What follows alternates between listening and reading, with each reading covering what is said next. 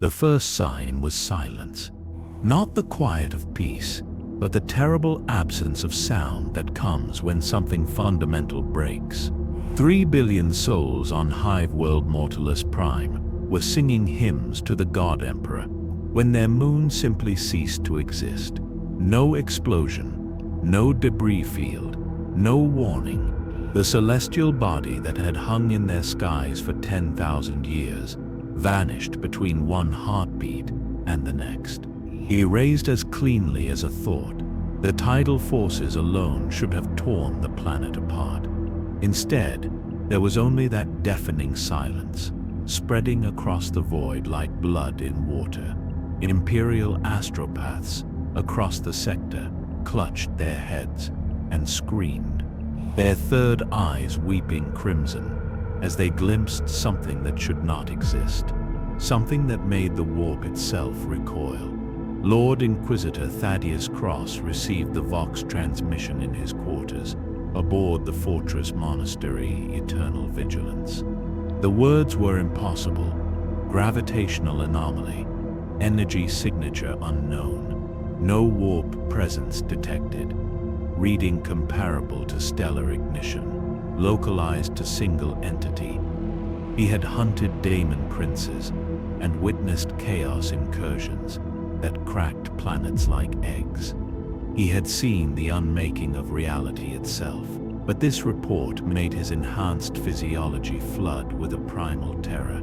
He thought the Inquisition had surgically removed from his brain. Whatever had arrived in the Mortalus system wasn't from the warp. It wasn't chaos. It wasn't Tyranid, or Necron, or any Xenos threat in the Imperium's endless catalogues of horrors. It was something else entirely. Something new. If you want to witness the most catastrophic crossover event in grimdark history, hit subscribe, because what happens next will redefine every power scale you thought you understood. The God of Destruction has entered the galaxy, and even the Chaos Gods are about to learn fear. On the bridge of the Emperor-class battleship Dominion of Man, Captain Helmar Voss stared at his tactical display with the expression of a man watching his own execution. His vessel, 4 kilometers of consecrated adamantium and fury, was the pride of Battlefleet Obscurus. Its lance batteries could crack continents. Its Nova cannon had destroyed space hulks the size of moons. None of it mattered. The sensor readings showed an entity floating in the void, no larger than a man, radiating more raw power than the ship's entire reactor core. His logic engine priests were praying in binary, their mechadendrites trembling as they recalculated the impossible numbers. The entity hadn't moved, hadn't acknowledged them, yet every instinct Voss had developed across 40 years of void warfare screamed at him to flee. Beerus yawned. The God of Destruction stretched languidly in the vacuum of space, purple fur rippling as reality bent around his casual movements. He had been sleeping when Whis woke him with news of an interesting universe. Something about endless war and gods fighting over souls. It sounded tedious, but Whis had promised exotic cuisine, and Beerus was always willing to wake up for a good meal. He glanced at the primitive vessels surrounding him, their crude energy weapons charging with adorable determination. Were these locals actually planning to attack him? How delightful. He hadn't been properly annoyed in several centuries. Maybe this universe would provide some entertainment after all. The Imperial Navy opened fire. 50 macro cannon shells, each the size of a cargo hauler, screamed through the void at relativistic speeds. Lance strikes followed, coherent beams of energy that could boil oceans. Torpedo spreads blanketed the projected impact zone with enough firepower to sterilize a continent. The barrage would have annihilated a Chaos battleship. It would have crippled a space hull. Against Beerus, it accomplished precisely nothing. He didn't dodge, didn't raise a shield. The shells simply stopped existing 3 meters from his body. converted to fundamental particles by an energy field that made the ship's auger arrays scream in protest. The lance beams bent around him like light around a black hole. The torpedoes detonated harmlessly, their fusion cores extinguished like candle flames in a hurricane. Captain Voss felt his secondary heart stop. His primary heart continued beating only because it was too disciplined to quit. Across the fleet, 73 officers simultaneously requested permission to withdraw. 12 astropaths died instantly, their minds unable to process what they were sensing. This thing, this entity, this impossible nightmare wasn't just powerful, it existed outside the fundamental rules that governed their reality. The warp was the immaterium, the realm of souls and demons and gods. This creature had nothing to do with souls. It was pure terrible physics made conscious. It was destruction given form and will, and it was looking directly at his ship. Beerus tilted his head, curious. These primitives were persistent. He'd give them that. Their weapons were laughably weak, but they kept firing with admirable determination. It reminded him of insects attacking a mountain, futile but entertaining in its own way. He raised one clawed finger and flicked it toward the nearest vessel. The gesture was almost lazy, barely more than a thought, a sphere of purple energy, no larger than a plasma grenade, drifted toward the Dominion of Man at the speed of a casual walk. Every sensor on the bridge tracked its approach. Every crew member knew, with absolute certainty, that they were about to die. The sphere touched the prow of the battleship, and the vessel simply unmade itself. No explosion, no fire. 4 kilometers of blessed adamantium, 70,000 souls, 300 years of Imperial service gone in a whisper. Across the mortarless system, the Imperial fleet scattered like frightened prey animals. They were the hammer of the God Emperor, the finest warriors humanity could produce, and they fled in blind terror from a single entity that had destroyed their flagship with a gesture. In the warp, 4 terrible powers stirred from their eternal games. Khorne paused in counting his skulls. Tzeentch's libraries fell silent. Nurgle stopped brewing his plagues. Slaanesh ceased its endless pursuit of sensation. For the first time in eons, the Chaos Gods looked beyond the great game and felt something they had forgotten was possible. Uncertainty, because something had entered their hunting ground. Something that didn't play by the rules of chaos or order. Something that might actually be stronger than they were, and it had only just arrived. Terra received the astropathic distress signal 17 hours after the Mortalus incident. Though received was a generous term for what actually happened. 300 astropaths in the choir telepathica collapsed simultaneously, blood pouring from every orifice as they channeled a message that burned through their minds like acid through flesh. The survivors could only repeat 3 words before catatonia claimed them. God has arrived. The Senatorum Imperialis convened within the hour. 12 High Lords gathering in the chamber of absolute authority deep beneath the Imperial Palace. They had weathered 13 Black Crusades, the War of the Beast, the Age of Apostasy. They had held humanity together through 10,000 years of absolute hell. But the reports flooding in from Battlefleet Obscurus made even these iron-willed politicians taste fear.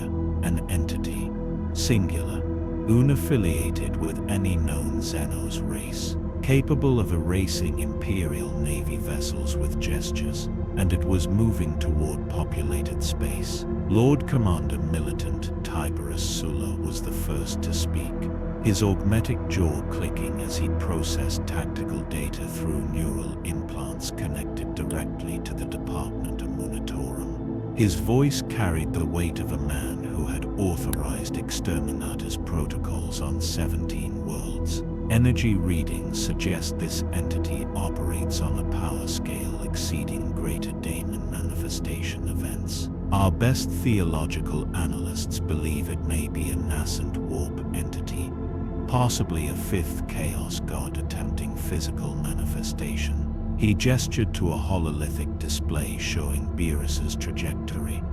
If it reaches a forge world or cardinal world, casualties could exceed 10 billion within hours. I recommend immediate deployment of Grey Knights, Deathwatch kill teams, and preparation of cyclonic torpedoes for denial protocols. The chamber fell silent. Everyone present understood what denial protocols meant.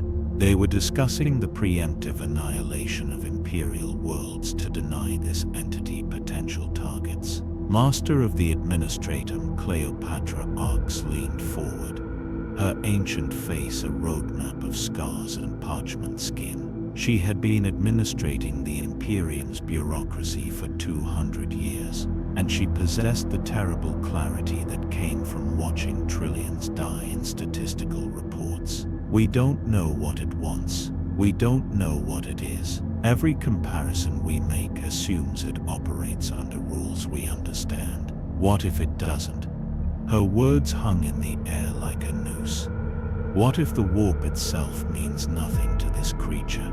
Our entire defensive doctrine relies on faith, ritual, and psychic wards. If this entity exists outside the Imperium entirely, we may be fighting with weapons that simply cannot perceive it as a threat. She pulled up ancient records, pre-unification data from the dark age of technology. There are legends, gods from before, entities that predated even the chaos gods. What if we've awakened something that makes the ruinous powers look like children? On Mars, the fabricator general of the Adeptus Mechanicus performed calculations that violated 17 sacred protocols.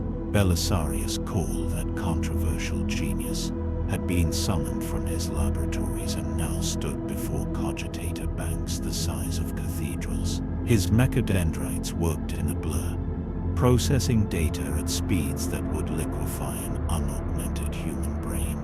The numbers were impossible. The entity's energy signature didn't correlate with any known physics. It wasn't warp energy. It wasn't dark matter. It wasn't an exotic particle in the Mechanicus's exhaustive catalogs. It was something else, something fundamental, and that terrified him more than any daemon ever could. This is not technology, he transmitted in binaric cant that carried undertones of existential dread. This is not evolution. This is pure, conscious force. The Omnissiah preserve us. We are insects observing a star. 400 light years from Terra, craft world Ulthway drifted through the webway in emergency protocols. Eldred Ulthrin, oldest and most powerful Farseer of the Eldar race, stood before the Infinity Circuit with his hands trembling. He who had predicted the 13th Black Crusade. He who had manipulated galactic events for millennia.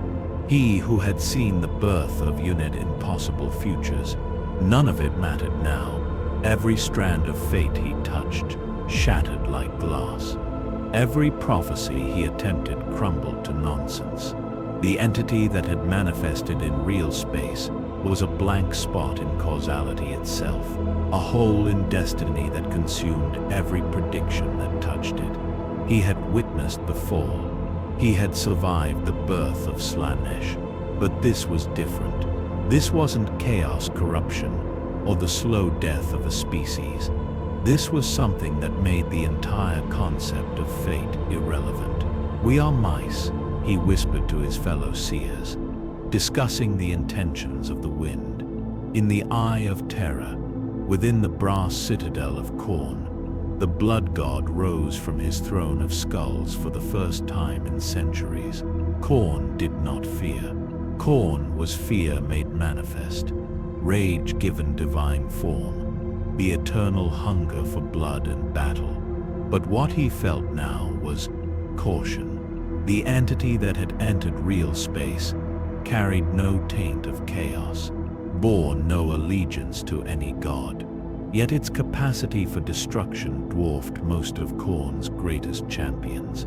Bloodthirsters that had slaughtered Space Marine chapters felt like candles next to a supernova. The blood god's rage built, volcanic and consuming.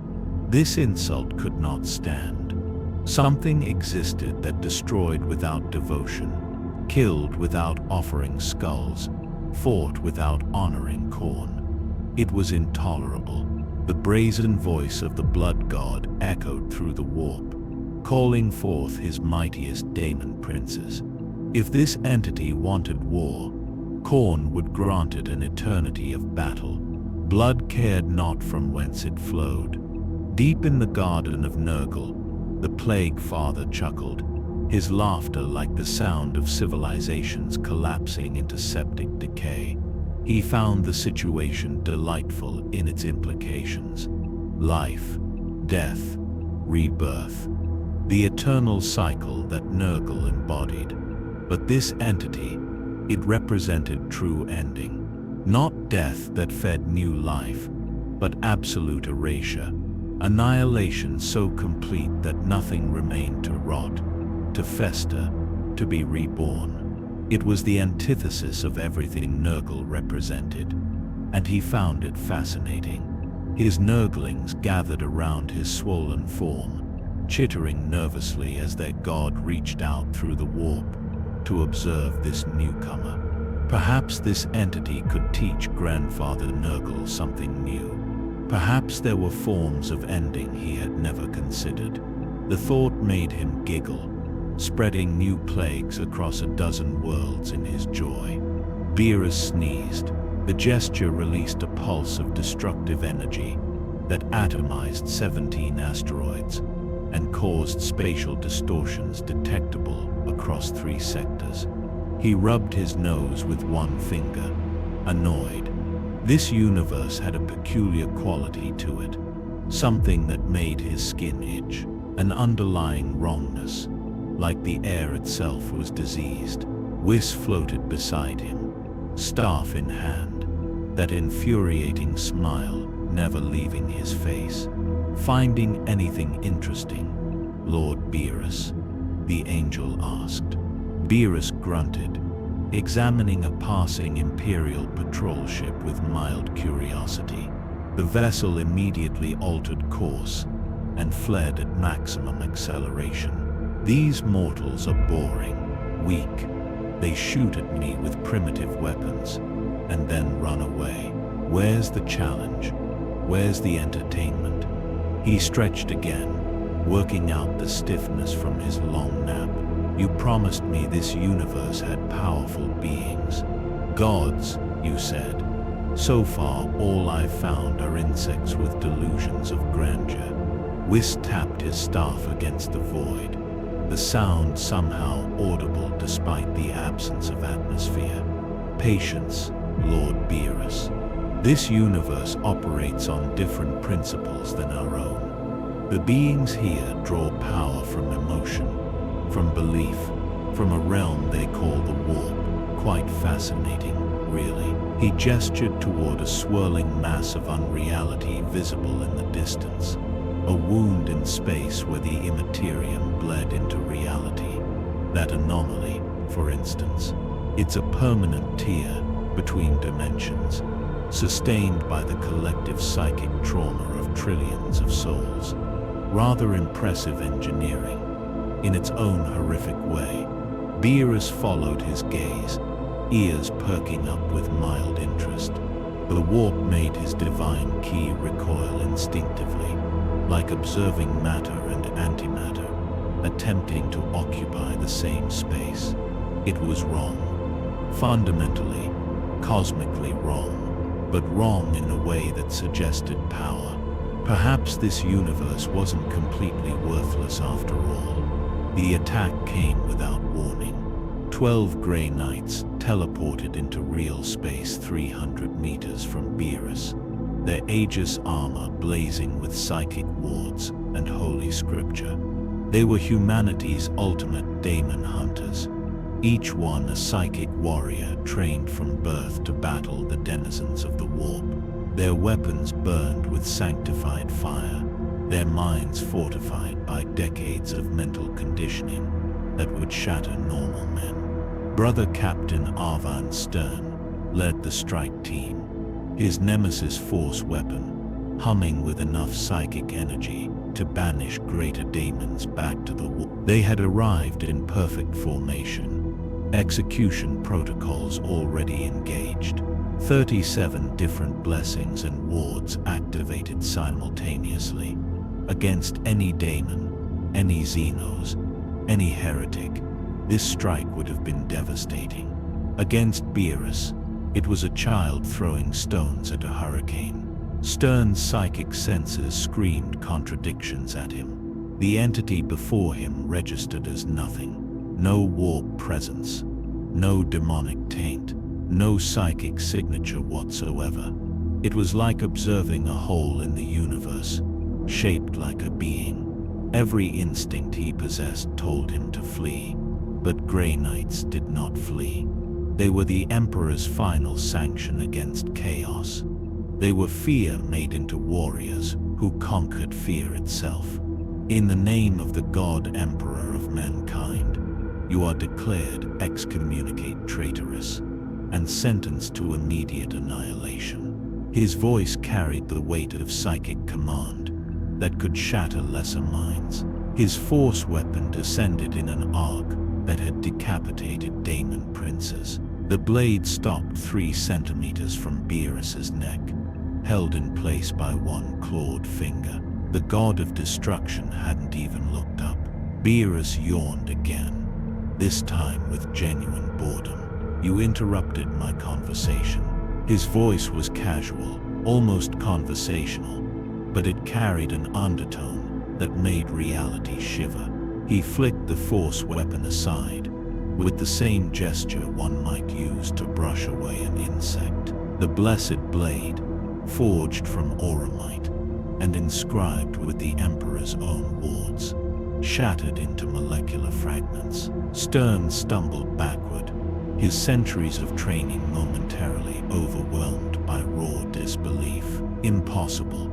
His weapon could cut through tank armor, could slice through the fabric of reality itself, and this creature had destroyed it like it was made of glass. The other Grey Knights opened fire immediately, storm bolters and psi cannons, unleashing blessed ammunition at point-blank range. Each round was inscribed with prayers. Each shell was designed to unmake daemons on a molecular level. They hit Beerus and stopped existing.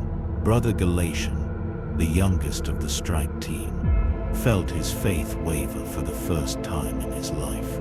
He had been recruited at age 4, trained in the art of daemon hunting for 60 years, fought through 7 Black Crusade incursions. His mind was a fortress.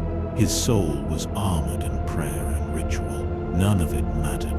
The entity before him wasn't a daemon, wasn't chaos, wasn't anything his training had prepared him for. It was something else entirely, something that existed outside the cosmic struggle between order and chaos. He watched his captain's force weapon disintegrate and felt a terrible understanding dawn. They weren't fighting a daemon. They were fighting a fundamental force of nature. You couldn't kill gravity, you couldn't banish entropy, and you couldn't defeat destruction incarnate with holy weapons and faith.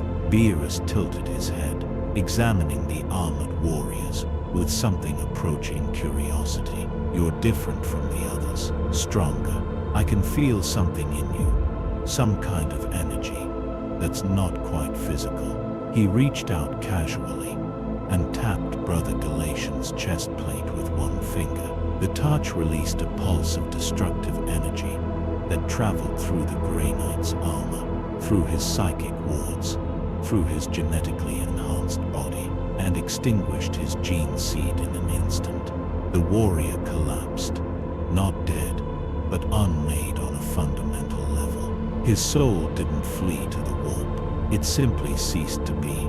The other Grey Knights watched in horror as their brother's life signs flatlined in a way that suggested no resurrection, no return, no afterlife. He was gone, completely. Finally, Captain Stern made a decision that would haunt him for the rest of his life. If he survived to have a rest of his life. Fallback, teleportarium activation, immediate extraction. His voice carried none of the shame he felt. Grey Knights did not retreat, did not abandon battle, did not flee from any enemy, no matter how powerful. But this wasn't an enemy. This was annihilation given form. This was what would remain after the universe ended. Fighting it was suicide. Dying in battle against chaos served the Emperor. Dying here accomplished nothing, except removing trained warriors from humanity's defense. The teleportarium yanked them back to their strike cruiser, emergency extraction protocols, overriding their honor protocols. As reality folded around him, Stern caught one final glimpse of the entity. It was smiling, not with cruelty, not with victory, but with disappointment. Beerus watched the armored warriors vanish, his expression falling back into boredom. They ran away. Of course they did. He turned to Wissus, frustration evident in his posture. This is pointless. These mortals are all the same. They attack with their little weapons, realize they can't hurt me, and flee. Where are these gods you mentioned? Where are the beings worth fighting? His smile never wavered, that infuriating knowing expression in that suggested he was exactly where he wanted to be. Patience, Lord Beerus. You've only just arrived. The true powers of this universe are watching, calculating, preparing. The gods of this realm don't rush into battle like mortals. They play longer games. He gestured toward the warp anomaly in the distance. And I suspect they're about to make their opening move.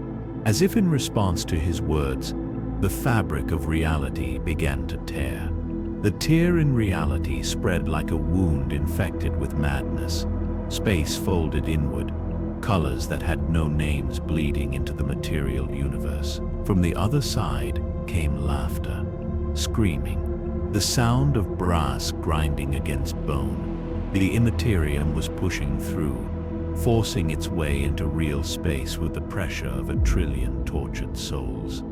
Beerus watched with detached interest as daemons began pouring through the rift. Lesser daemons at first, bloodletters and plague-bearers and shrieking daemonettes, each one a crystallized nightmare given form by mortal terror and divine malice. They emerged in their hundreds, then thousands, a tide of impossible flesh and borrowed matter.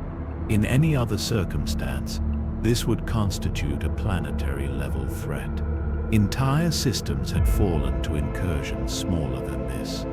But Beerus simply raised one hand almost lazily and released a pulse of Hawkeye energy. Destruction, not fire, not force. Pure erasure on a conceptual level. The wave of purple energy swept across the daemon horde, and they simply stopped existing. Not banished back to the warp, not disrupted or scattered, erased. The very essence that comprised their being unmade at a fundamental level. In the warp, the Chaos Gods felt something they had not experienced since their birth. Pain. Real, genuine pain. Not the metaphorical suffering of setbacks or defeated champions, but actual damage to their divine substance. Each daemon that Beerus destroyed wasn't just removed from the board. It was deleted from existence entirely, its component energy annihilated rather than returned to the cosmic cycle. For entities that fed on eternal recurrence, on the endless wheel of creation and destruction, this was incomprehensible horror. Something in this universe could make things permanently cease to be. Sench recoiled across 9,000 possible futures, his infinite library of knowledge suddenly containing blank pages. The architect of fate prided himself on knowing all possibilities, all outcomes, all paths. But this entity created voids in causality itself. Every daemon it touched ceased to exist across all timelines simultaneously. Past, present, future, all versions simply deleted. The Lord of Change felt something he had engineered in countless mortals, but never experienced himself: confusion. His corvid eyes narrowed across 10,000 dimensions as he recalculated. This creature was not chaos, was not order.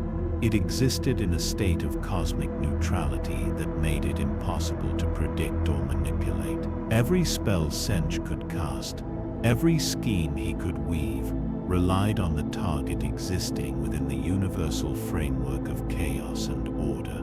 This thing existed outside that framework entirely. It was a piece from a different game entirely. Slaanesh stirred in the Palace of Pleasure, countless sensory organs focusing on the disturbance in the warp. The Dark Prince was intrigued.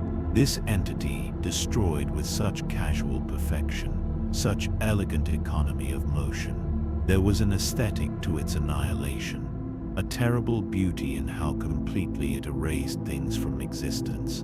Slaanesh had spent eons pursuing new sensations, new experiences, new heights of excess. But this was something genuinely novel. The sensation of permanent ending, not transformation, not change, but absolute terminus. The god of excess reached out through the warp, tendrils of corrupted sensation questing toward Beerus's position. Perhaps this destroyer could be seduced.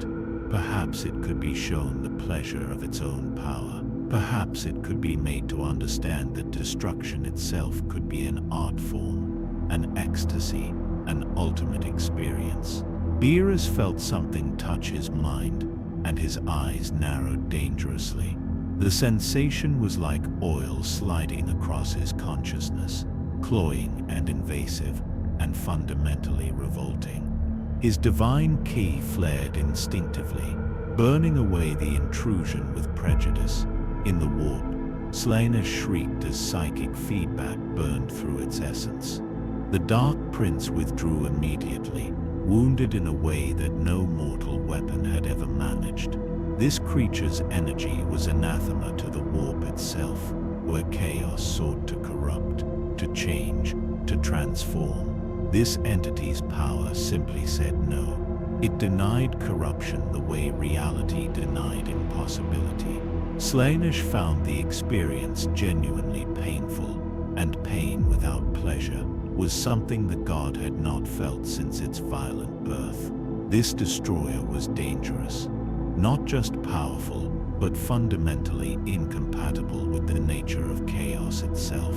Aboard the Grey Knight's strike cruiser Titan's Wrath, Brother Captain Stern knelt before the ship's sanctum and prayed.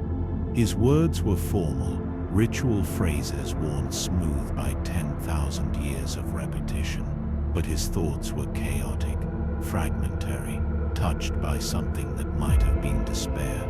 He had failed. For the first time in his 3-century career, he had encountered an enemy and achieved nothing. Worse than nothing, he had lost a brother, lost him in a way that made recovery impossible, resurrection meaningless, honor empty. The thought gnawed at him like acid.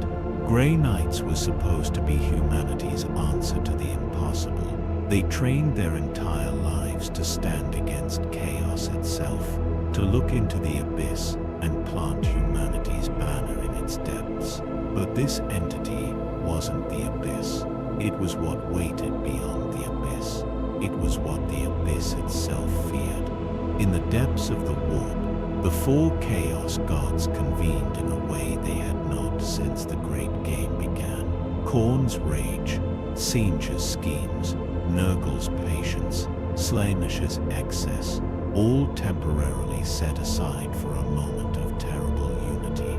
They were enemies, eternal rivals locked in an infinite struggle for dominance, but they were also cosmic principles, fundamental forces woven into the fabric of reality itself, and something had entered their domain that threatened that fabric, not by opposing them, but by simply existing outside the rules that bound them. The Chaos Gods understood, with the clarity that only truly ancient beings possessed, that they faced an existential threat, not to their plans or their champions or their domains, but to the very concept of chaos itself. This destroyer didn't seek to defeat them. It existed in a state that made defeat irrelevant. Beerus cracked his knuckles, purple energy crackling around his fists. The psychic intrusion had irritated him, like finding an insect crawling on his arm. But it had also confirmed something Wiz had suggested. There were powerful beings in this universe, gods or something like them. They were watching him, testing him, probing for weaknesses with their strange mental energies. Good, he was tired of fighting insects pretending to be warriors. If these gods wanted to challenge him, he would welcome it. He stretched lazily, working out the last stiffness from his long sleep, and smiled a smile that would have made stars flee their orbits. Wiz, I'm starting to get interested. These gods of yours, the ones hiding in that broken space, tell them to come out. Tell them the god of destruction wants to have a conversation. His voice carried across the void, through the warp, resonating in dimensions that should not have been able to carry sound. In the eye of terror, 4 terrible powers heard and began to prepare.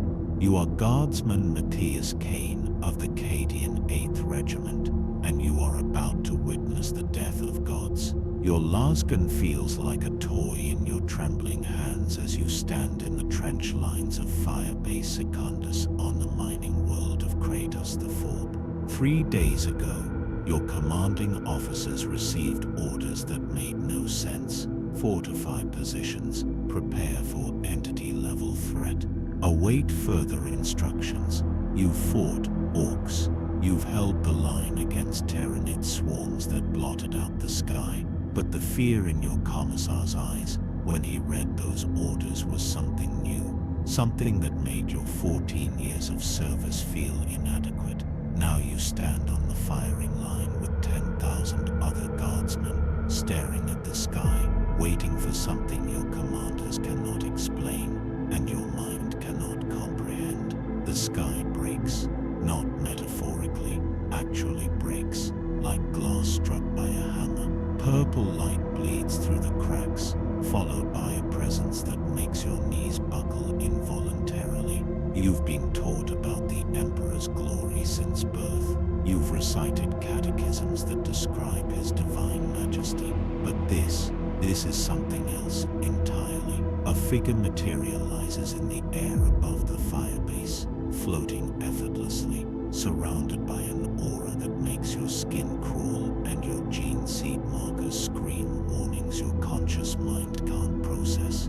The creature is small, almost comically so compared to the towering space marines you've glimpsed in your career. But size means nothing when reality itself bends around the being like water around a stone. Your lasgun suddenly feels even more pathetically inadequate than before. The Vox network explodes with panicked chatter, company commanders screaming for artillery support, commissars demanding order, officers requesting clarification from command. You hear one captain, a veteran of 40 years, simply whisper "Emperor preserve us" before his Vox unit goes dead.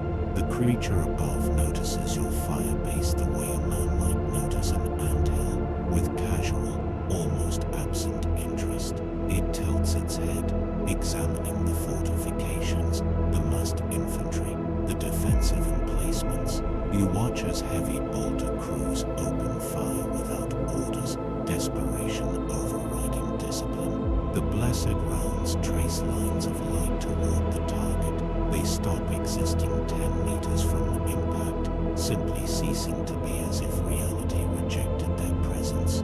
The silence that follows is worse than any explosion. 10,000 soldiers simultaneously realize their weapons cannot touch this thing. Your squad leader, Sergeant Horvath, has served for 30 years. You've seen him stand firm against Chaos cultist charges. You've watched him execute cowards and inspire heroes with the same unwavering iron will. Now you watch him drop his last pistol, hands shaking uncontrollably. Making the sign of the Aquila with fingers that won't stop trembling. It's not real, he whispers, voice cracking. Can't be real. Nothing's that powerful. Nothing. You want to comfort him, want to maintain unit cohesion like your training demands, but you can't speak, can't move, can't do anything except stare at the creature floating above you like a purple-furred nightmare made flesh. Your mind keeps trying to categorize it. Daemon, Xenos, some new horror from beyond the galaxy. But it's none of those things. It's something else, something worse.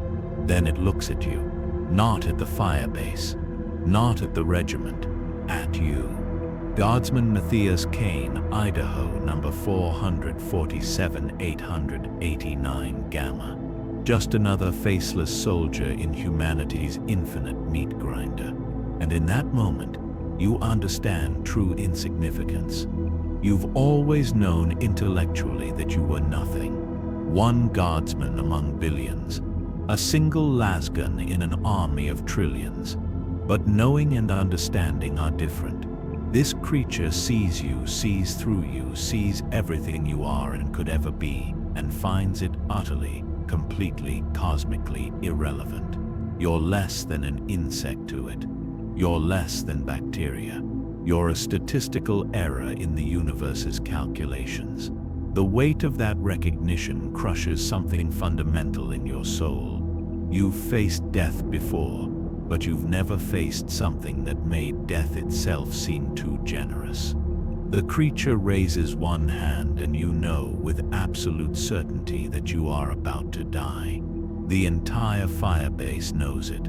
10,000 soldiers, hundreds of tanks, orbital support platforms, all about to be erased as casually as wiping dust from a table. You think of your family on Cadia, dead now in the 13th Black Crusade. You think of the Emperor and wonder if he knows, if he cares, if his light will find you when you die, or if this creature's power will erase you so completely that even the Emperor's sight cannot retrieve your soul. You close your eyes, say a prayer you learned as a child, wait for oblivion, but the killing blow never comes. You open your eyes to see the creature turn away, attention drawn by something in the distance, something that makes even this nightmare pause with what might be interest. The Vox network crackles back to life with a single transmission from Orbital Command. The voice is barely human, processed through so many augmetics and emotional suppressors that it sounds like a machine trying to remember humanity. All ground forces, immediate evacuation protocols. Entity class threat has detected incoming chaos manifestation. Firebase Secundus is now contested ground between hostile guard-level powers. Repeat, evacuation protocols now. The Imperium cannot protect you. The transmission cuts off. Around you, officers begin screaming orders to fall back. But you can't move. None of you can. You're all staring at the sky as reality tears itself apart for the second time today. But this time, what comes through makes the purple creature look almost friendly by comparison. The air turns to blood, the ground begins to scream, and you realize you're not witnessing a battle. You're witnessing the end of everything. Beerus felt the shift before the warp opened. The fabric of space-time tensed like muscle before a strike. Reality preparing to birth something it really shouldn't contain. He turned toward the disturbance with genuine curiosity finally breaking through his boredom. Whatever was coming felt substantial, not strong, not yet, but carrying weight. The kind of presence that suggested power even if that power hadn't fully manifested. The portal that opened was wrong in ways that made even his divine perception recoil slightly. It wasn't a tear or a gate. It was more like reality giving up, surrendering a piece of itself to something that could not be denied entry. What stepped through made Wiss's eyes narrow fractionally, the first sign of actual concern Beerus had seen from his attendant.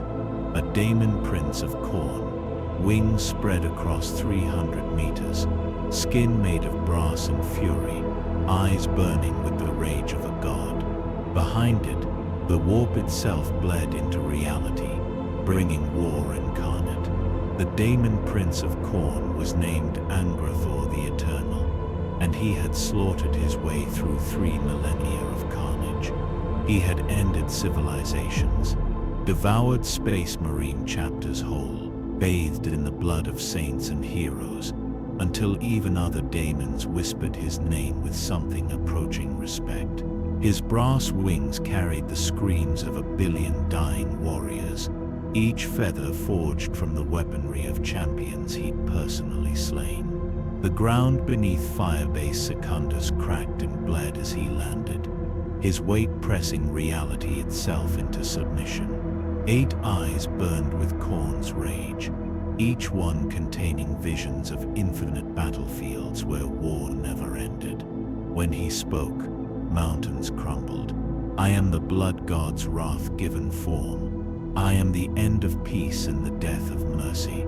You dare enter this realm and mock the gods with your existence. His voice was brass grinding against bone, a sound that made guardsmen collapse with ruptured eardrums 3 kilometers away. Beerus picked at his ear with one claw, looking thoroughly unimpressed. You're loud, I'll give you that much. He examined the daemon prince the way a biologist might examine an interesting specimen. Curiosity without fear, interest without respect. So you're one of the gods everyone keeps talking about. Disappointing. You look like someone glued wings onto an oversized demon and called it divine. The insult cut through the warp like a blade. In the eye of terror, Khorne's rage intensified to levels that caused 3-star systems to spontaneously ignite. No mortal had ever spoken to one of his chosen with such casual disrespect. No god had ever been so thoroughly dismissed by something that clearly didn't understand the hierarchy of cosmic power. Angrathor's 8 eyes blazed brighter, his brass form swelling with borrowed fury from the blood god himself. This insolent creature would learn. It would scream. It would bleed.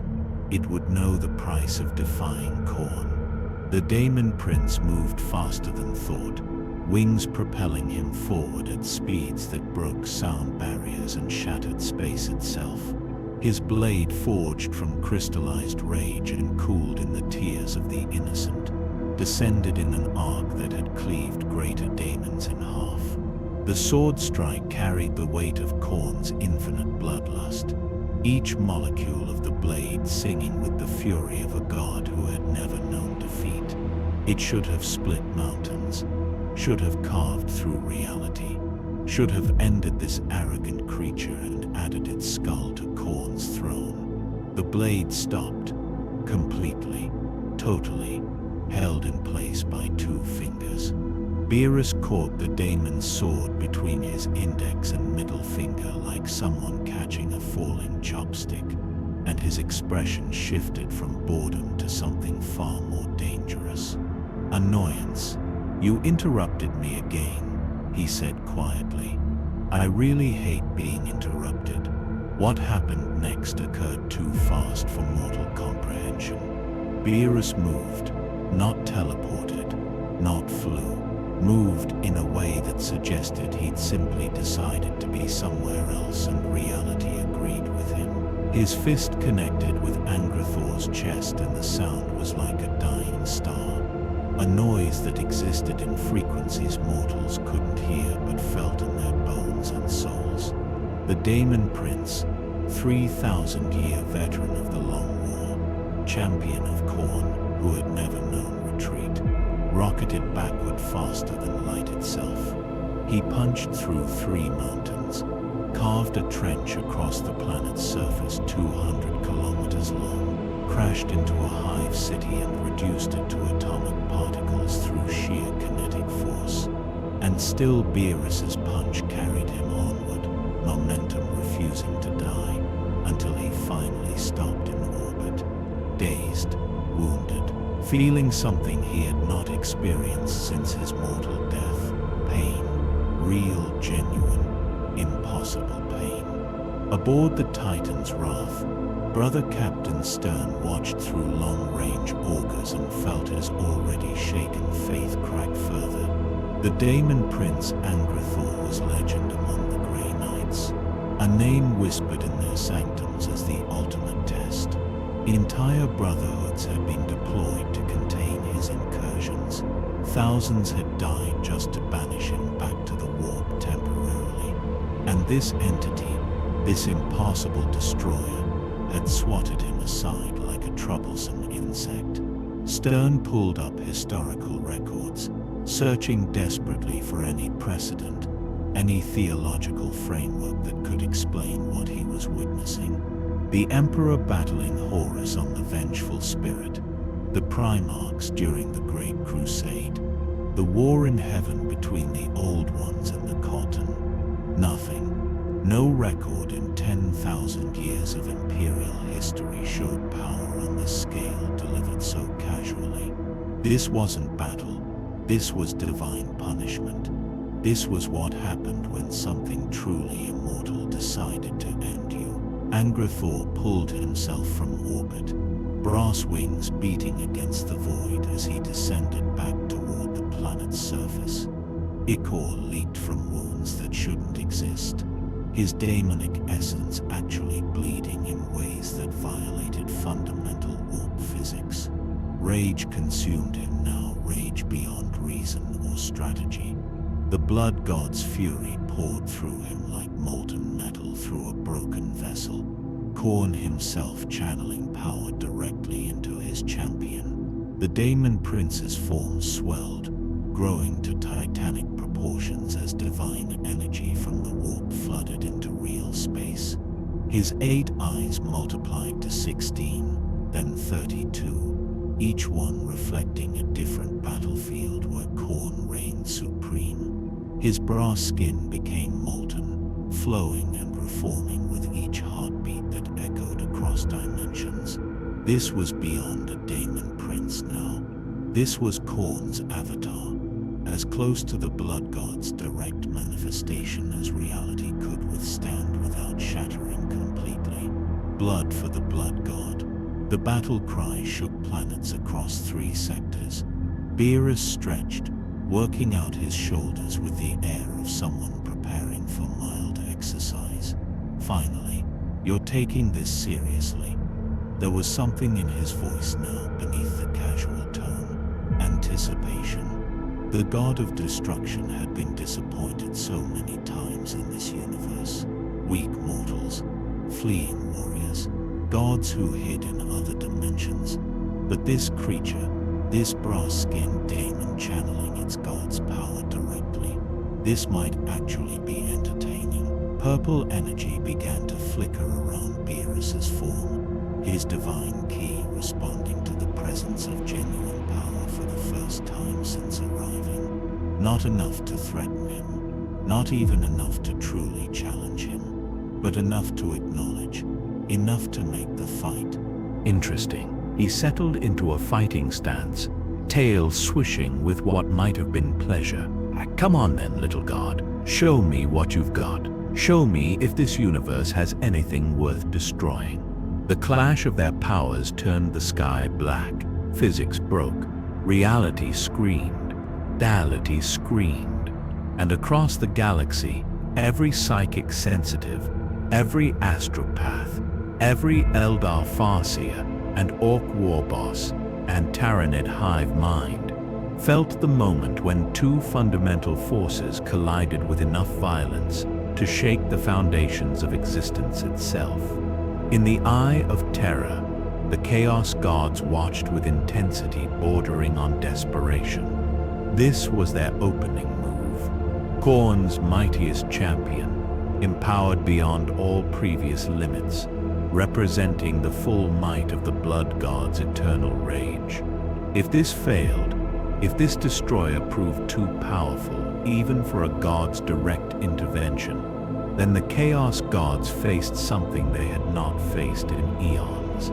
A threat they could not corrupt, could not defeat, could not comprehend. The battle began, and the universe held its breath, waiting to see which would break first. The god of destruction, or the gods of chaos themselves. The first exchange lasted 3 nanoseconds and destroyed a moon. Angrator, empowered beyond anything a Daemon Prince had ever achieved, swung his blade in patterns that transcended mortal comprehension. Each strike carried the weight of every drop of blood ever spilled in Khorne's name. Each slash opened wounds in reality itself, tears through which the warp bled into the material universe. His movements were perfection incarnate, millennia of martial experience, combined with divine enhancement and unlimited rage. He struck 12,000 times in the span of a single heartbeat, each blow capable of annihilating continents. Beerus dodged them all, not with effort, not with strain. He simply wasn't where the blade struck, moving through space like water flowing around stones. His expression remained one of mild interest, head tilted slightly, as he analyzed his opponent's technique with the casual assessment of a master, observing a student's form. Then Beerus attacked. His counter was a single palm strike, delivered with the same casual energy someone might use to shoo away a pet.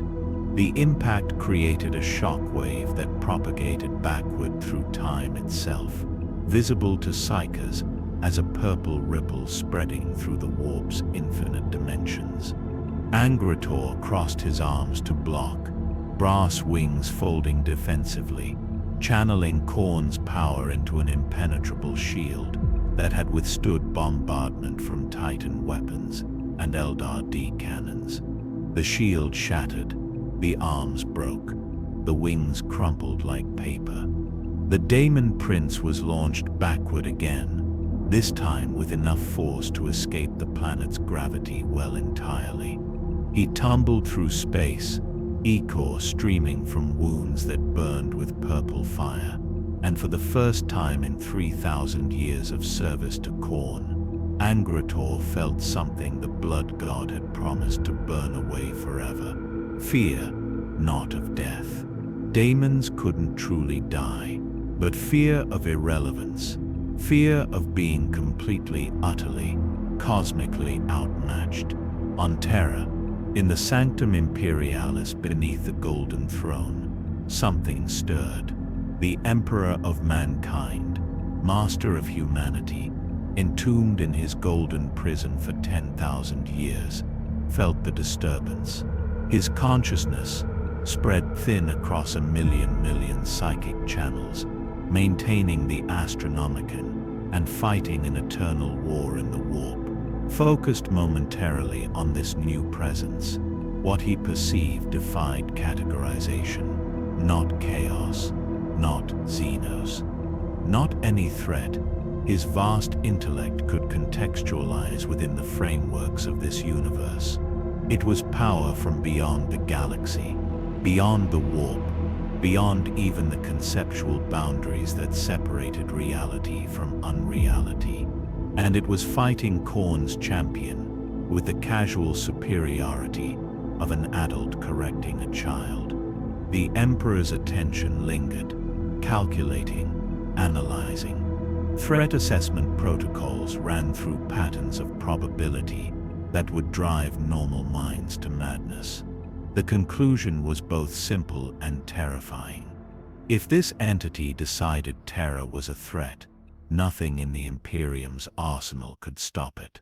Eldrad Althron stood before the infinity circuit of Craftworld Althware, his hands pressed against the Wraithbone as he desperately sought guidance from the dead. Millions of Eldar souls preserved in the psychic matrix of the Craftworld whispered warnings that made no sense.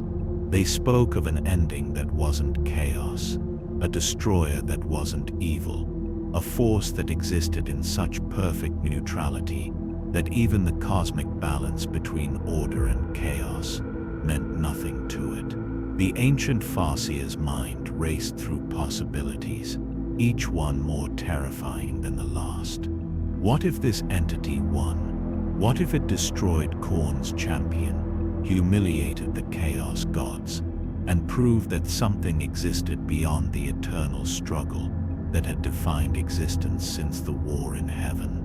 What would that mean for the Eldar's careful plans, their desperate schemes to birth Uneed and defeat Slaanesh?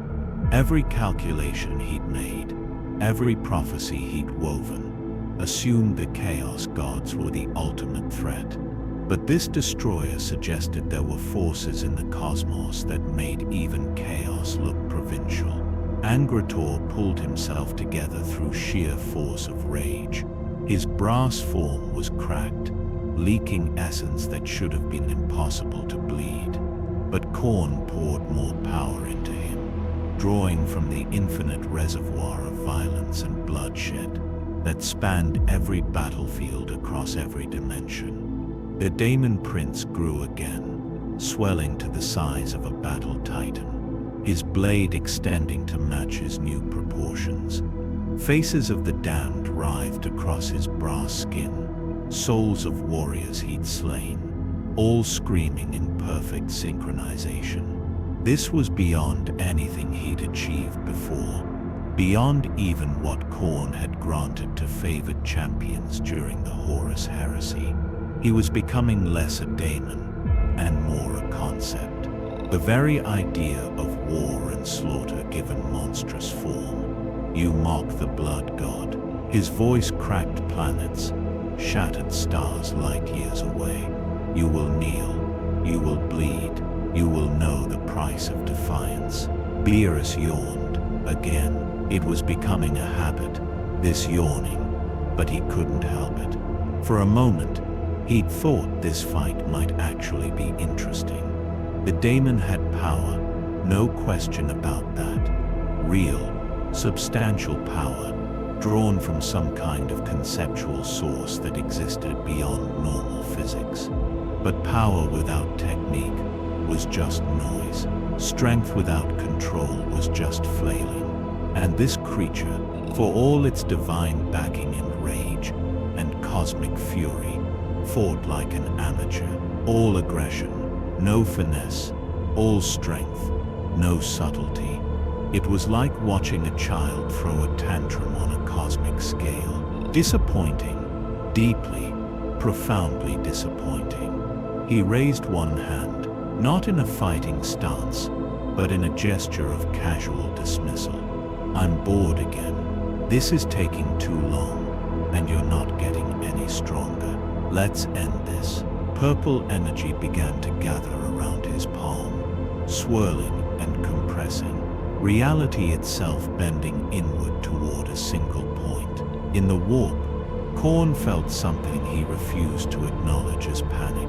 The energy this destroyer was gathering wasn't just powerful, it was antithetical. Where the warp fed on emotion and belief, this energy simply existed, self-sustaining and independent of any external source. It didn't draw from faith or fear or rage.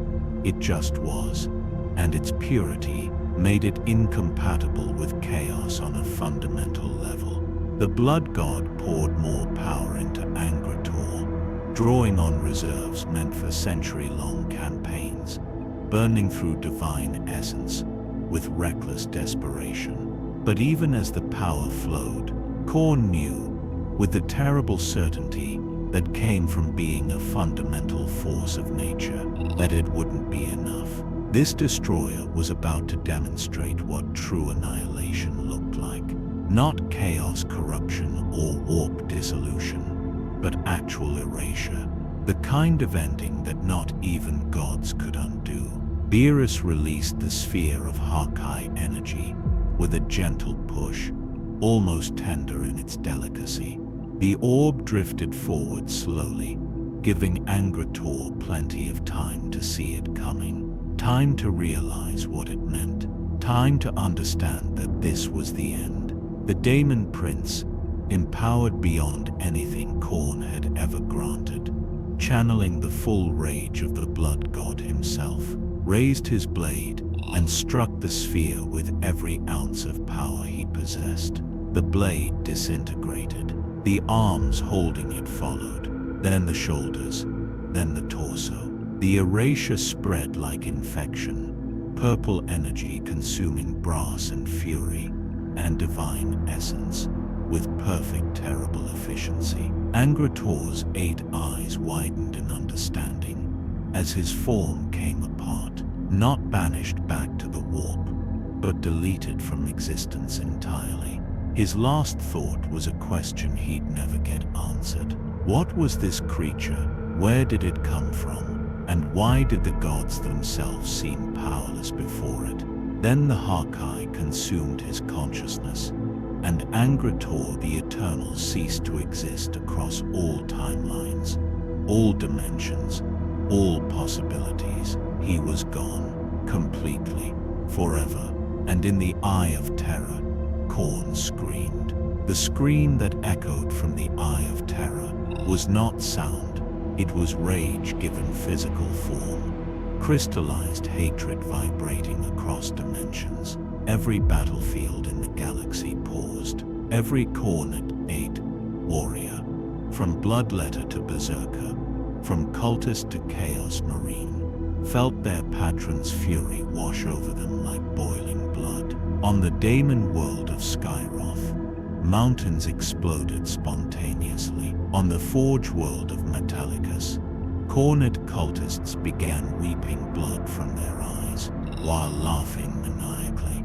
In the Warp itself, the realm of Khorne burned hotter than the birth of stars, brass citadels melting and reforming in cycles of destruction that reflected their god's incomprehensible rage. The Blood God had lost a champion, not temporarily banished, not defeated and sent back to recuperate, erased, permanently, completely, and for the first time since Khorne's birth in the ancient war in heaven. The god of war and slaughter felt something beyond rage, genuine cosmic offense. Reality tore open above Firebase Secundus, the warp bleeding into real space with unprecedented violence. This wasn't a portal or a manifestation. This was the warp itself forcing entry. Consequences be damned. The sky turned red. The ground became brass. The air tasted of copper and ashes, and the screams of the dying. And from that impossibility stepped something that should not exist in the material universe. Not a daemon, not an avatar, but a fragment, a shard, a piece of Khorne himself, compressed and shaped into something that could exist in three-dimensional space without destroying reality entirely. It stood 300 meters tall, made of solidified rage and crystallized bloodlust, every surface reflecting battlefields that spanned eternity. When it spoke, the words were not language but pure concept, ideas carved directly into the minds of everything capable of thought within 1,000 light years. You have Arid. Guardsman Matthias came, somehow still alive, still conscious, still trapped in this nightmare, watched from his trench and felt his mind begin to fracture. This was beyond what human consciousness could process, beyond what sanity could accommodate. He had witnessed the Daemon Prince's destruction, had seen the purple creature erase Khorne's champion, like it was nothing. But this was the god itself, or close enough, that the difference didn't matter. His hands went to his ears instinctively, trying to block out the voice that bypassed his ears entirely and carved itself directly into his thoughts. Around him, other guardsmen weren't so lucky. Hundreds simply collapsed, brains hemorrhaging as they tried to comprehend the incomprehensible. Thousands more began laughing, crying, praying in languages that predated humanity. The commissars started executing the worst cases, mercy kills delivered with shaking hands and tears streaming down faces that had never shown emotion before. Beerus looked up at the fragment of corn with an expression that might have been interest. Finally, something that felt substantial. Not strong enough to threaten him, probably, but at least carrying weight. Real presence. This wasn't a servant or a champion, or a proxy. This was the actual god, or part of it, compressed into a form that could manifest without destroying this dimension entirely. He could feel the power radiating from it, conceptual energy that existed on principles completely different from his divine kill. It was rage made manifest, violence given consciousness, destruction without purpose or direction. Where Beerus's power was controlled, refined, surgical in its application, this thing was pure chaos, random, emotional, wild. It fascinated him in the way a scientist might be fascinated by a particularly volatile chemical compound. Dangerous, yes, but also revealing something fundamental about how this universe operated. The fragment of corn moved, not with technique, not with strategy, with pure, unbridled fury that transcended rational thought. Its fist descended like a collapsing star, trailing reality distortions that made space itself scream in protest. The blow contained the cumulative rage of every battle ever fought, every drop of blood ever spilled, every skull ever taken in the blood god's name across infinite dimensions and countless eons. It struck with force that should have cracked the planet's core, shattered tectonic plates, reduced the world to asteroid fragments. Beerus caught it with one hand. The shock wave still propagated outward, annihilating Firebase Secundus and everything within 500 kilometers. Mountains evaporated, oceans boiled away, the planet's crust liquefied. But at the epicenter, where God fragment and destroyer met, there was perfect stillness. Beerus stood unmoved, holding back the rage of eternity with casual effort. Not bad, he admitted. You're stronger than your servant. Brother Captain Stern watched from orbit as the planet below began to die. His augmetic eyes processed data his organic brain couldn't fully accept. The energy readings were impossible. The Psyker choir aboard the Titan's Wrath had all died simultaneously when Korn's fragment manifested. Their minds burned out like overloaded circuits. Now he watched as two forces that shouldn't exist in the same universe traded blows that rewrote physics with each impact. The destroyer moved with precision, each strike calculated, each dodge minimal. The Korn fragment fought with wild abandon, no technique but unlimited power, rage compensating for any lack of skill. And somehow, impossibly, the destroyer was winning. Each exchange left the God fragment slightly more damaged, its brass form cracking, its conceptual coherence beginning to fray. Stern realized with horror that he was watching a god learn mortality. Korn, the eternal blood god, was being taught what it meant to lose. The battle escalated beyond anything the galaxy had witnessed since the war in heaven. The destroyer and the god fragment moved faster than light, their combat creating temporal distortions that made past and present overlap. Guardsman came, watching from his impossible vantage point of survival, saw himself die in 1,000 different timelines, saw the planet survive in none of them, saw futures where chaos won, where the destroyer won, where everything simply ceased to exist. The paradox of witnessing his own death in alternate timelines while still being alive should have driven him insane. Maybe it did. Maybe he was already mad and simply didn't realize it yet. Maybe madness was the only rational response to what he was witnessing. He laughed, couldn't help it. The sound was broken, fractured, the laugh of a man whose mind had finally given up trying to make sense of reality. Beerus was enjoying himself now, really, genuinely enjoying himself for the first time since arriving in this universe. The God fragment was strong, not strong enough to threaten him, but strong enough to make him actually try. He had to use techniques, had to think about his movements, had to acknowledge that if he got careless, this thing might actually land a blow that would hurt. Not kill him, not even seriously injure him, but hurt. And the novelty of that possibility was delicious after so many disappointments. He dodged a slash that opened a rift to the warp itself, countered with a kick that sent the fragment crashing through what remained of the planet's crust. Purple energy blazed around his form as he finally allowed himself to tap into a fraction of his true power. Not much, maybe 5%, but enough to show this universe what a real god of destruction looked like. "Come on," he called out, voice carrying excitement for the first time. "Show me what a god can really do. Make this interesting." The fragment of corn responded by pulling more power from the Eye of Terror, drawing so deeply from the warp that daemons across the galaxy weakened, their essence temporarily drained to fuel their god's manifestation.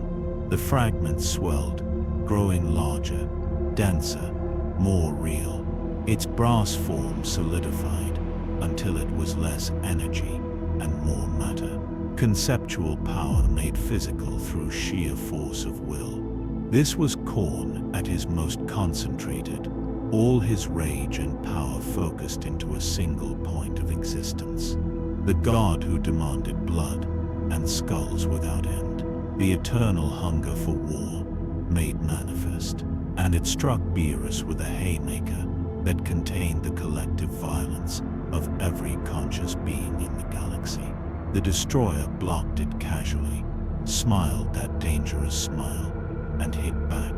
The counterpunch didn't just damage the fragment.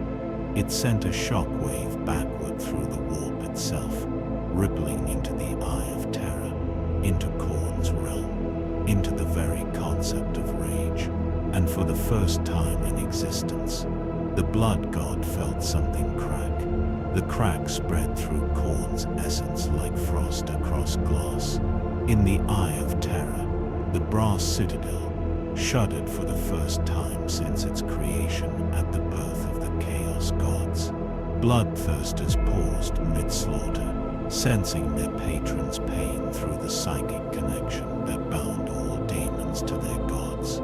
On 10,000 worlds, Khorne 8 champions dropped to their knees, clutching heads that suddenly felt hollow, empty, wrong. The blood god was wounded, not metaphorically, not symbolically, actually, genuinely wounded, in a way that shouldn't be possible for a conceptual entity sustained by eternal emotion. The crack in his essence wasn't physical damage, it was deeper.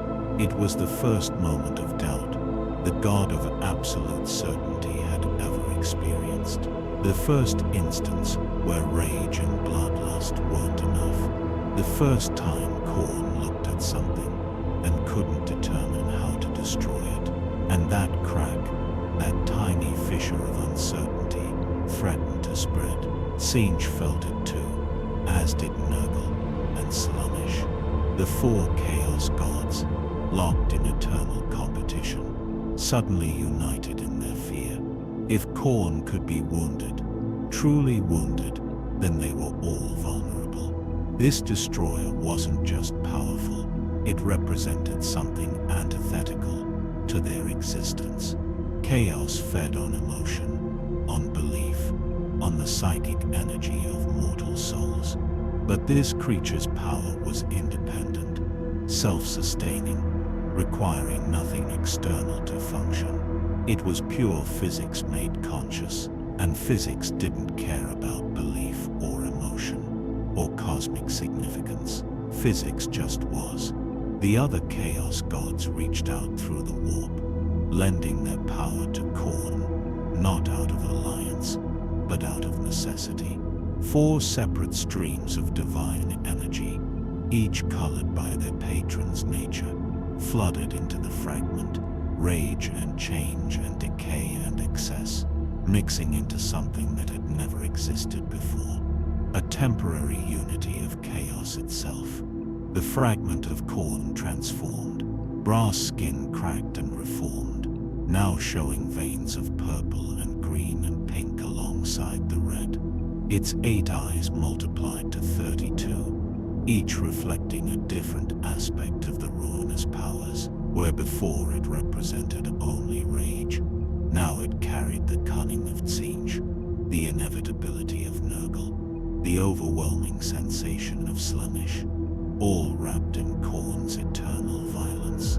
This was no longer just a god fragment. This was chaos undivided, all 4 powers compressed into a single avatar, wielding combined might that hadn't been deployed since the fall of the Eldar. The Emperor, watching from Terra, felt his attention sharpen to a razor's edge. This level of chaos unity could threaten the Imperium itself, and it was being deployed against a single entity who looked almost bored by the escalation. The Master of Mankind ran probability calculations through frameworks of prophecy and came to a conclusion that would have terrified his subjects. The destroyer might actually win. Beerus stretched, working out his shoulders as he examined the transformed fragment with renewed interest. Now this was more like it. The energy signatures had multiplied, become more complex, woven together in patterns that suggested actual strategy rather than just overwhelming force. He could feel 4 distinct presences now instead of 1, each contributing something different to the whole. Or rage and schemes and entropy and desire, dancing together in temporary harmony.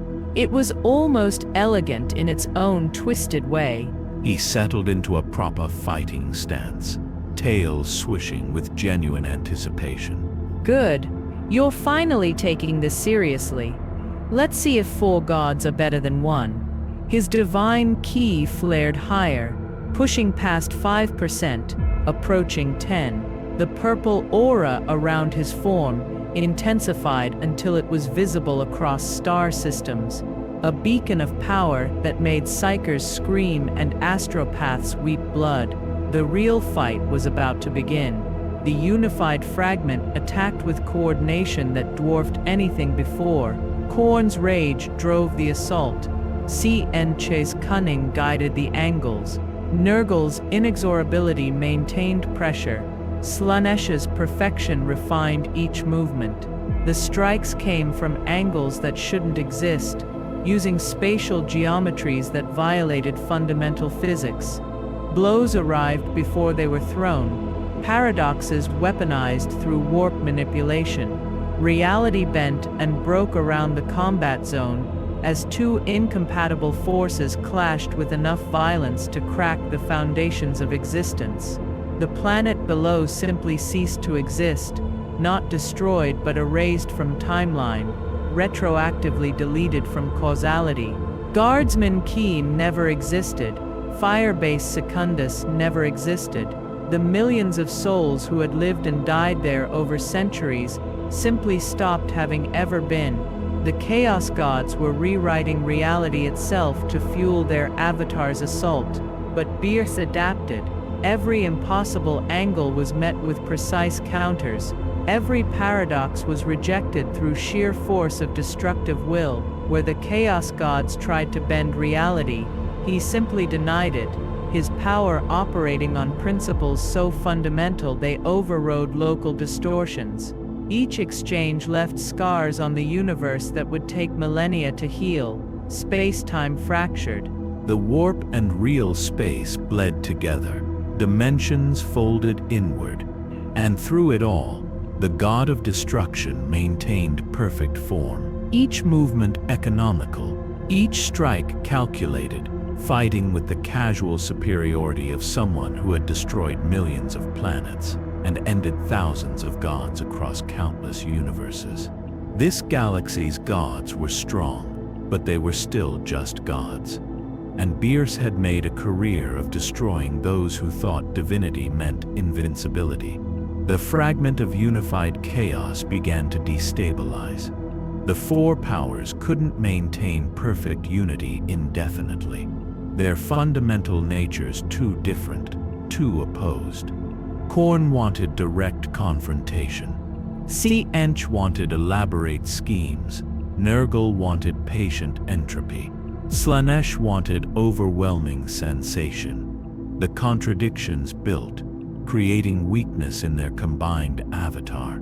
Hairline fractures appeared in the brass and corruption skin. Energy leaked from wounds that burned with purple fire. The fragment struck with increasing desperation, each blow carrying less coordination, more raw force as unity broke down into competition. The Chaos Gods were fighting themselves as much as they were fighting the Destroyer, and Beerus, recognizing the deterioration, smiled his most dangerous smile. The smile that planets learned to fear. The smile that preceded destruction. "You're falling apart," he observed. "Four gods, and you still can't work together. How disappointing." He raised one hand, gathering destructive energy for a final strike. "Let me show you how a real god fights." The sphere of Hawkeye energy that formed above Beerus's palm was larger than anything he'd deployed before. Massive, brilliant, containing enough destructive force to erase solar systems from existence. This wasn't just power. This was destruction given perfect form, refined through eons of practice, wielded by a being who understood annihilation on a fundamental level that these gods of emotion and chaos could never comprehend. The fragment of unified chaos threw everything it had at stopping that sphere. Khorne's rage, Tzeentch's most impossible spells, Nurgle's unstoppable decay, Slaanesh's perfect strikes, all of it, every ounce of power four ancient gods could channel into real space, focused on destroying that single sphere of purple energy. It wasn't enough. The Hawkeye simply consumed everything thrown at it, growing larger with each futile attempt to stop it. The Chaos Gods, in their realms beyond reality, felt true fear for the first time since their birth. They had thrown everything at this destroyer, and it wasn't enough. Beerus released the sphere with a gentle push, and the fragment of chaos undivided raised its arms in a final, desperate defense. The moment stretched, eternal and brief, as God power met anti-God power. Then the Hawkeye made contact, and the fragment simply unmade itself, unraveling from point of impact outward, brass and corruption and divine essence, all dissolving into nothing. The four Chaos Gods screamed as their manifestation died, the feedback burning through their connections, wounding them in their own realms. Khorne's citadel cracked further. Tzeentch's library caught fire with flames that burned knowledge itself. Nurgle's garden withered. Slaanesh's palace fell silent. In the warp, four terrible powers retreated, wounded, diminished, afraid. They had manifested together, had thrown their combined might at a single entity, and they had lost, decisively, completely. The destroyer remained, floating in space where a planet used to be, surrounded by the dissolution of gods, looking thoroughly unimpressed by everything the galaxy had thrown at him. And across the universe, every being capable of perceiving cosmic events felt the same terrible question echo through their minds. If even chaos undivided couldn't stop this destroyer, what possibly could? Terra held its breath.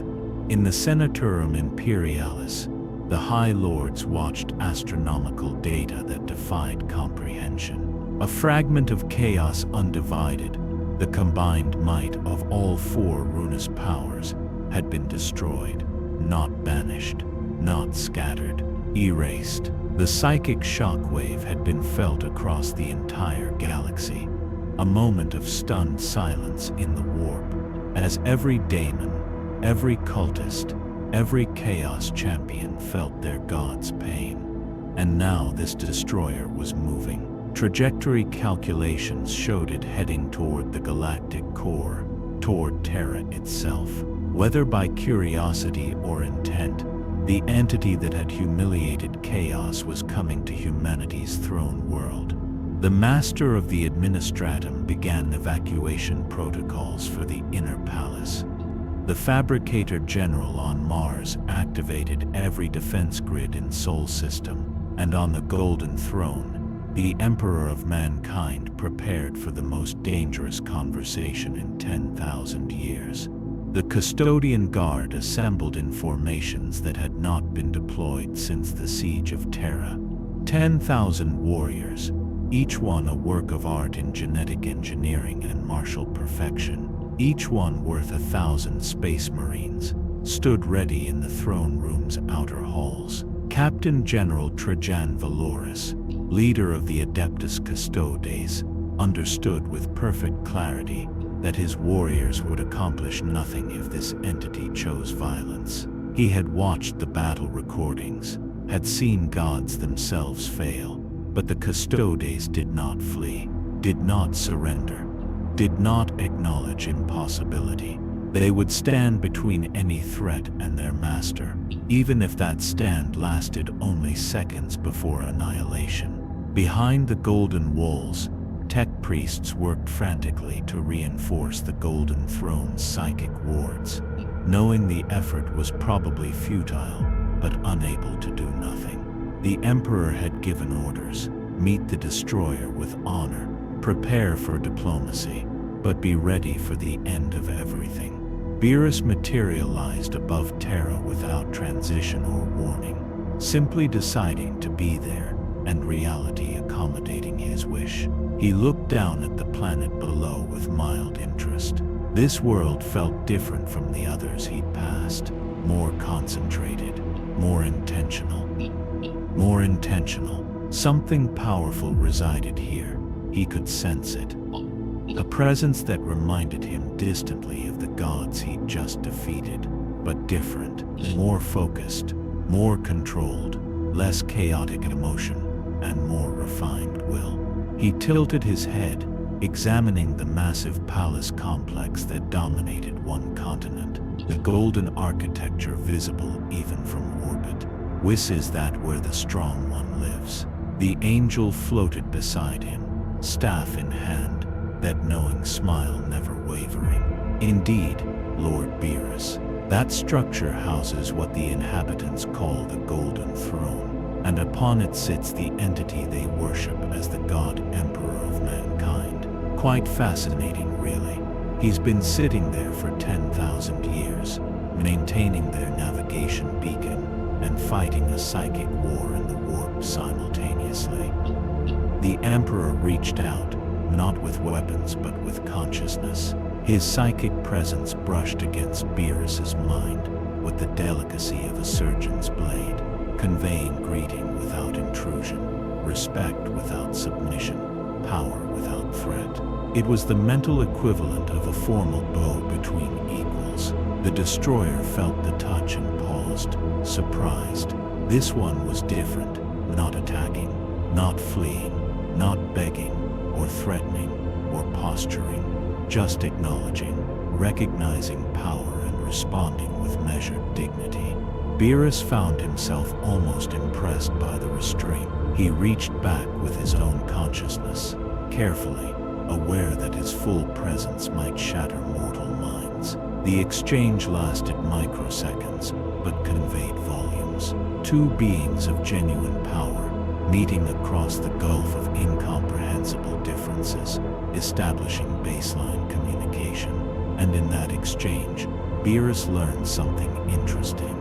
This emperor wasn't a god. Not really.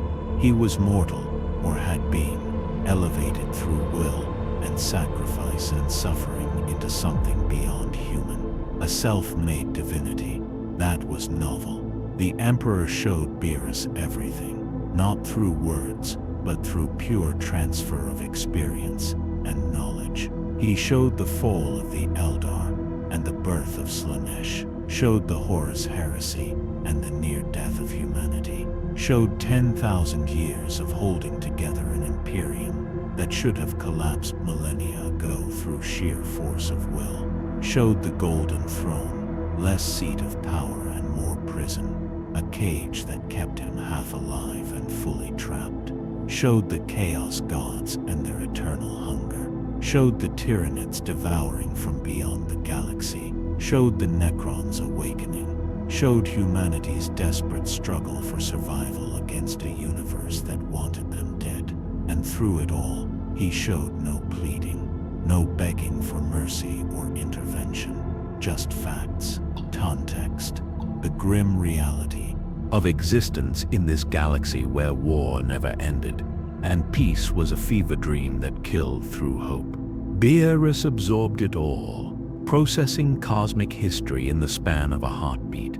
He saw civilizations rise and fall, saw gods born from emotion and fed by suffering, saw an empire spanning millions of worlds held together by faith and fear, and the skeleton of a man who refused to die.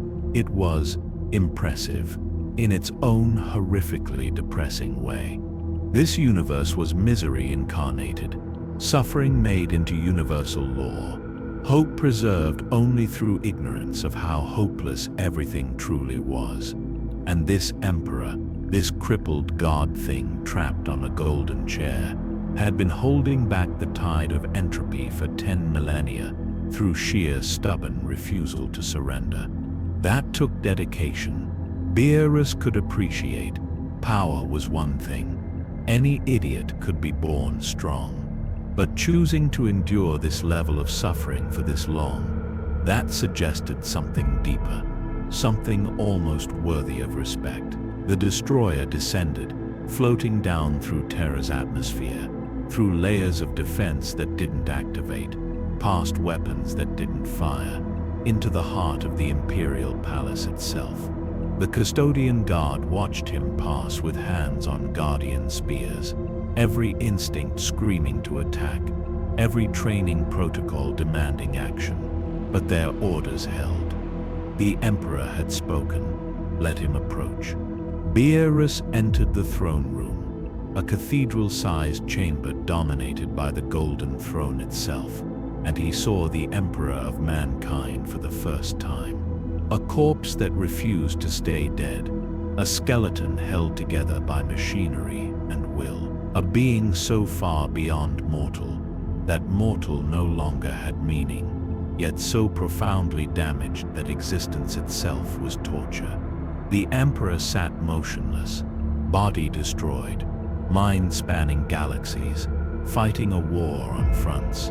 Beerus couldn't see, and he was smiling. Not physically, his face was a ruin, but psychically, the Emperor was smiling, greeting a guest with the dignity of a host who knew his home was a tomb. "You're dying," Beerus said simply, not mockery. Statement of fact. The Emperor's psychic voice resonated directly in his mind, warm despite everything, almost gentle. "I have been dying for 10,000 years. It is perhaps my greatest accomplishment. Dying slowly enough that I can finish my work before the end." The response surprised the destroyer. He had expected begging, requests for help. offers of alliance. Instead, this half-dead god offered conversation with the casual ease of someone who had transcended fear through endless exposure to it. Beerus settled into a sitting position, floating cross-legged in the air, tail swishing thoughtfully. Why show me all that? Your history, your struggles. Why not just attack, or flee, or negotiate? The Emperor's smile deepened psychically. Because you are not evil, Lord Destroyer, merely bored, and the bored can sometimes be reasoned with, where the malicious cannot. You're right, Beerus admitted. This universe is interesting, I'll give it that. Horrifically depressing, but interesting. Your gods are weak though. They fell apart the moment I pushed back. The Emperor's presence rippled with what might have been amusement. They are not weak. They are eternal emotion made conscious. But you operate outside their framework. You are physics, and physics cares nothing for belief or corruption. They cannot fight what they cannot corrupt, and you cannot be corrupted, because you exist in perfect neutrality. The god of destruction considered this, nodding slowly. It was accurate. He wasn't good or evil, order or chaos. He simply was, and his purpose was destruction, not out of malice but as function, like entropy, like gravity, like all the fundamental forces that made reality possible. So what now? He asked, genuinely curious. I destroyed your enemy's champion, wounded their gods, proven this galaxy's powers can't stop me. Should I leave? Should I destroy everything? What would you prefer, half-dead god?